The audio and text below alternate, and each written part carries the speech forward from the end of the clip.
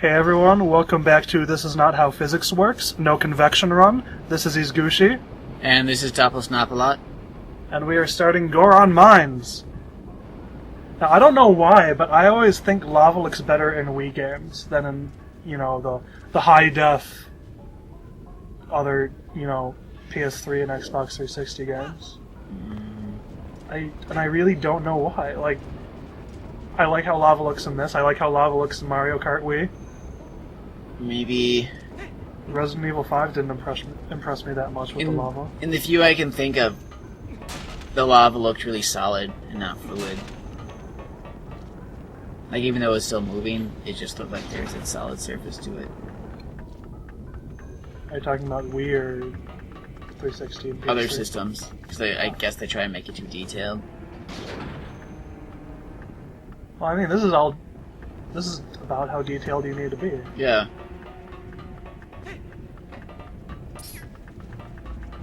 It's as detailed as a bunch of flaming fluid rock is. So I've always wondered why you have to climb the ladder and why you can't just climb the cage. Because it's not load bearing. It would not support the weight of you and your boots. The ladder would. Yep, it's a good ladder. This is me just trying things. This is actually going to be the sloppiest dungeon, probably. Because I was trying things out, seeing what would work. Slingshot works. Not on those. Really? Really? I think I try that a little bit later. Are you sure I just didn't do it better than you? Yeah. Alright, if you say so. I tried using the slingshot on those things and it won't knock them down. Arrows knock them down, and the hook shot or claw shot knocks them down. Maybe that's why I'm confused. Claw shot works fine, but I don't have that yet. You know, it's pretty badass. A wolf with 2 claw shots. Yeah. And then that. For some reason, I have a hard time making this jump right here.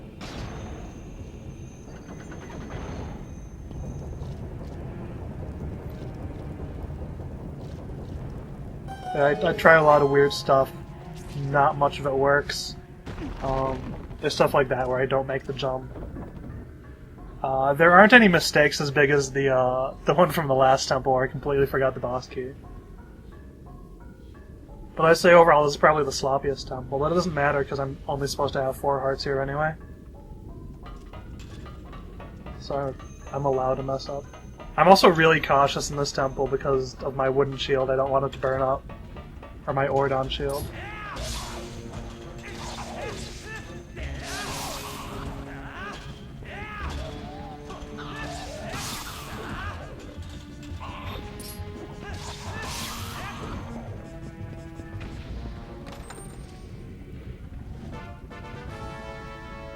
It's a good thing that I'm floating that above my hands, because that would probably be scalding hot. Being in a volcano for who knows how long. It weighs less than 5 pounds, so you can use a cantrip. You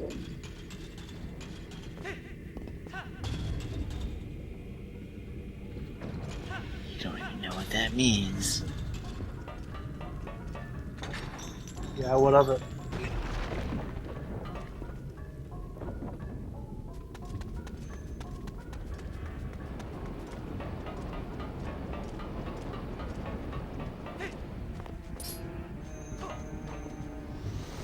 Yeah, I'm pretty sure if this were real life, Link would have no skin by now.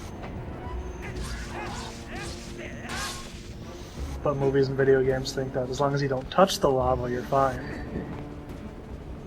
It's kind of like a tornado. As long as you don't touch the funnel cloud, you're fine. Or an explosion. You can get thrown by an explosion, but as long as you're not touching the fiery part. And even then, sometimes they get away with it. You just get sweaty and some of their clothes might get dirty. They'll get launched into a car. They'll just become sexier.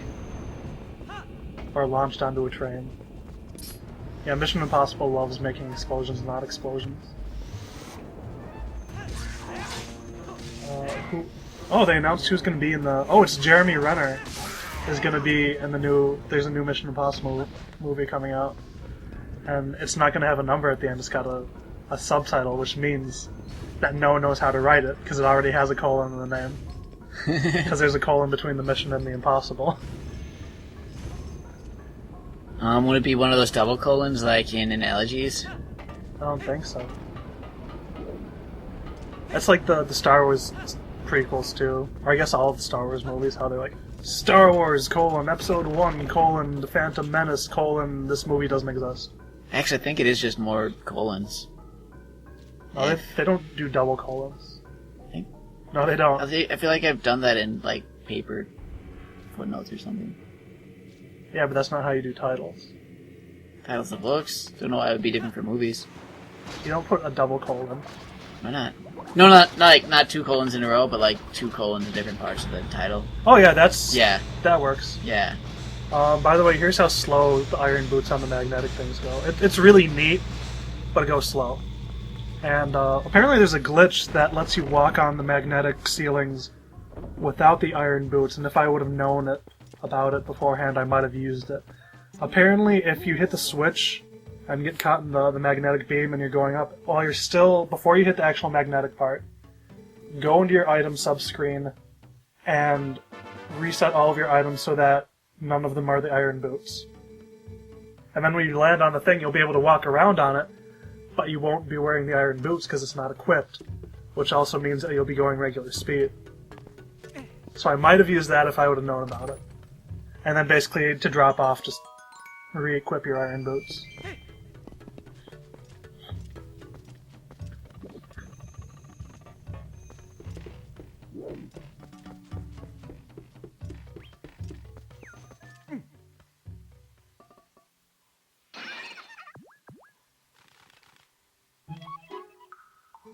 She's Uku for Cocoa Puffs.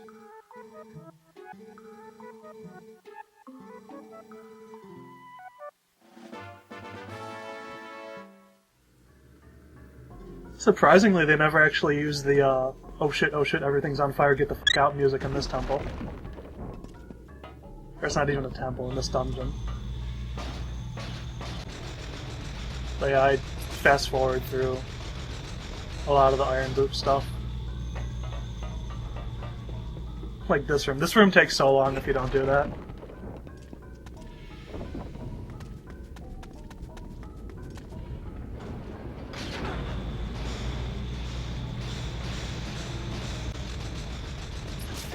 I believe one of the this is like a maze. You can see on the map in the corner that this is kind of like a maze on the ceiling. If you go to one of the dead ends, I think that's where one of the pieces of heart is, if you drop down.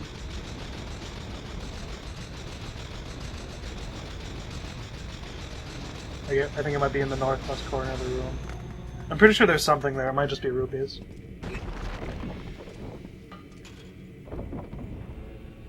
But then of course I can't be bothered with pieces of heart. So this is one of the parts where I get really super cautious. I try to snipe a bunch of the fire Keese. Fire bats. It works once. Fire bats. It works exactly once. I forgot if I fast forward through the rest of it or not. Yep, there we go. I got one. Nice shot. Thanks, filter.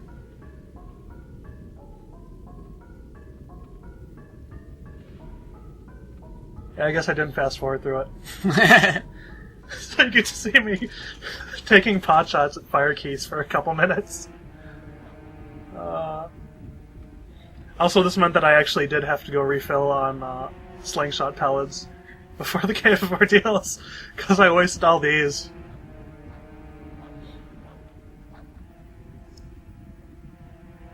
Are you gonna get any more? No.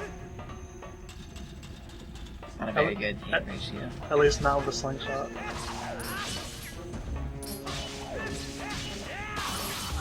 Nice. I'm not even being that careful right now with these guys, because they're not on fire.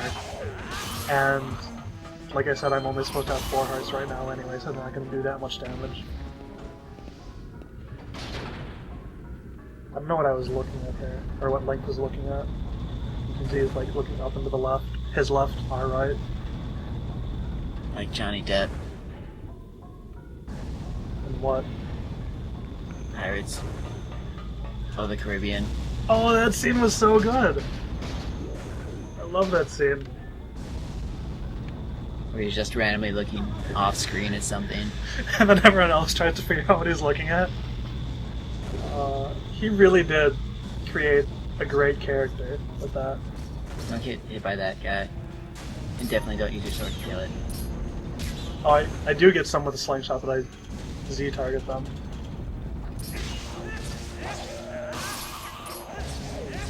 Yeah, I think he definitely created a really good character with Captain Jack Sparrow.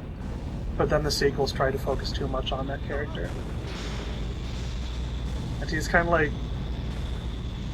whenever there's a really awesome character that's not the main character, they'll always try to make a spin-off. Or not always, but a lot of times. And it's never as good. I can't think of a single movie, a spin-off movie, where it's as good as the original. Because usually the side characters are interesting because we don't have to care about them carrying the emotional brunt of the story. They're allowed to be as... badasses? Yeah, as jerkish or as funny or as badass as they want. I'm gonna think of one. No, you're not. I'm pretty sure there aren't any.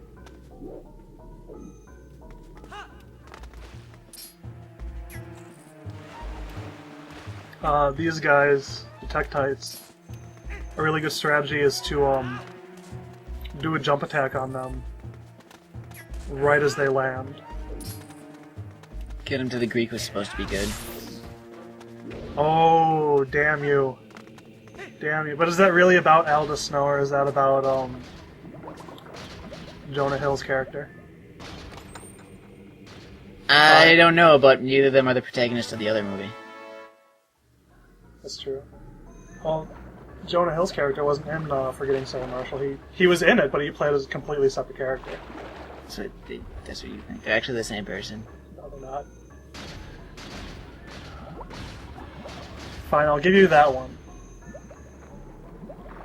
Because it was good, but it wasn't as good as Forgetting Sarah Marshall.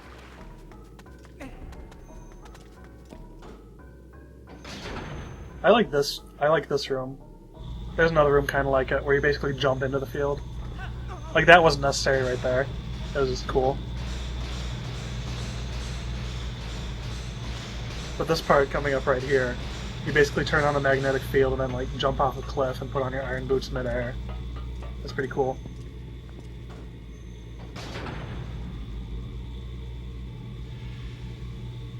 If they ever make a Deadpool movie, it'll probably be better than the Wolverine movie. But then again, the Wolverine movie was already a spin-off of the other X-Men movies, which I don't even understand, because weren't the first X-Men movies about Wolverine in the first place? Yeah, they were. Yeah. So, it has to be better than the original X-Men movies to count. Here's one of these switches. First time you hit it, that shows you that cutscene. So you're better off just waiting, because otherwise you barely have enough time to get through.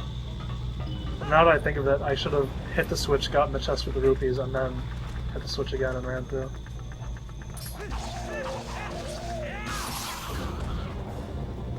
Unfortunately, Jay and Silent Bob Strike Back is not better than Clerks. On this magnetic thing, you can see it does go off to the right, too. I think that also leads to another piece of heart.